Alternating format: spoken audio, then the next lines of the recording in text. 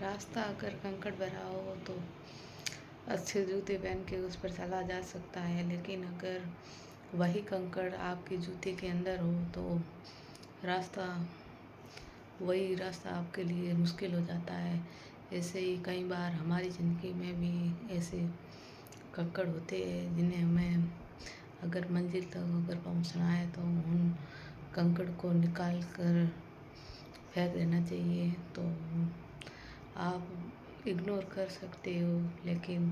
कुछ टाइम के लिए कर सकते हो। ऐसे कंकड़ के साथ आप अपनी मंजिल तक नहीं पहुंच पाओगे, क्योंकि वही आपको बार बार सुबह और बार बार आपको वही तकलीफ़ देगा। तो इसलिए ऐसे जो भटकाव और बनते हैं तो उनके लिए यही है कि आप उनको साइड करके अपने लक्ष्य की ओर आगे बढ़ते हुए और वही लक्ष्य आपके दिमाग में रखिए और काफ़ी लंबे समय तक, जब तक आप उस टारगेट तक ना पहुंच पाए तब तक आप उसको धीमी आंच पर, जैसे सब्जी में अगर पकाएं तो वो स्वाद आ जाता है,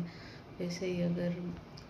अपने टारगेट की तरफ आप अगर मेहनत करो, लगातार करो और उसको भले ही धीमी आंच पर भी अपने सपने को पकने दो। एक एक मौका ज़रूर आता है, ज़िंदगी ज़रूर देती है, आपको कामयाब बनाती है। तो इसलिए ये रास्ता कैसा भी हो और आज में आप अपने संगत जो है वो अच्छी रखो, माहौल वैसा रखो,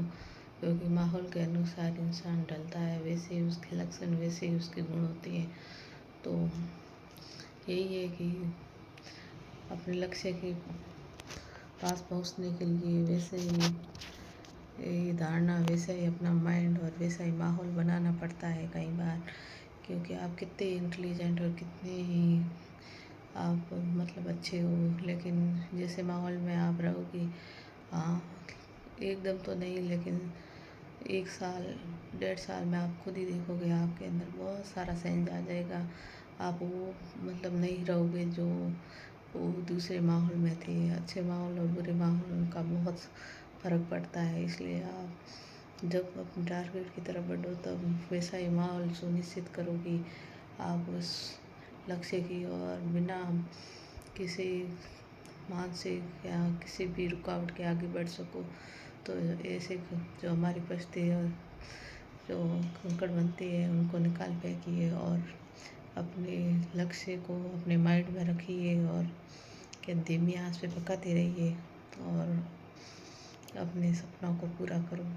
अगर बात अच्छी लगी हो तो फॉलो और सब्सक्राइब ज़रूर करो।